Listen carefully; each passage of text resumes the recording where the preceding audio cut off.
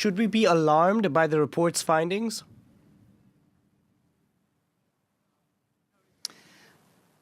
Well, the report's findings are quite clear in that we are really in a very, very critical point. Biodiversity is facing threats and losses at a rate that has been unprecedented for human populations before in human history. It's not just biodiversity, it's the ecosystems. As I said before, they are the basics of our survival. So we all should be very concerned of what happens to biodiversity and the ecosystems. And we definitely need to take measures because, yes, the situation is very critical, but the report also says that there is hope.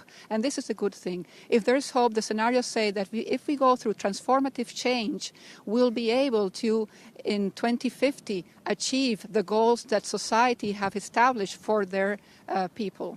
So is there a speed at which we can change things, this transformative change you were talking about? If we can take things into our own hands, is there a speed at which we should be doing it?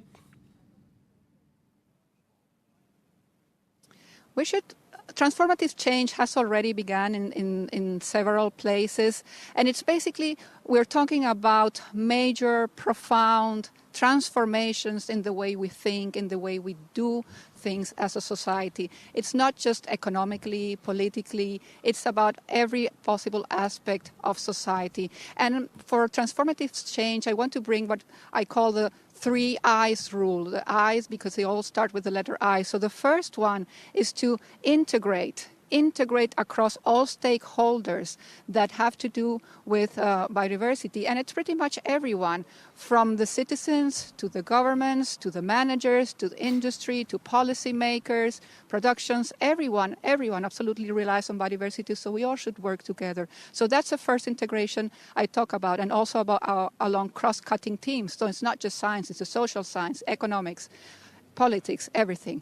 The second I is innovation. We have to be creative in the way we do things. We have a lot to learn about past technologies, but we can also work in the innovation of new technologies that are more sustainable, more friendly to the environment.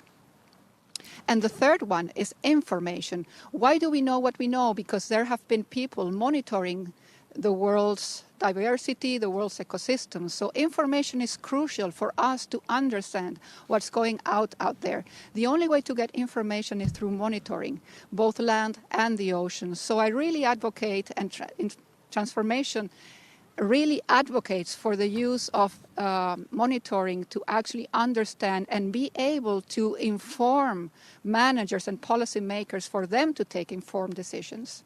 Okay, Patricia Miloslavich, thank you very much for joining us on the program today.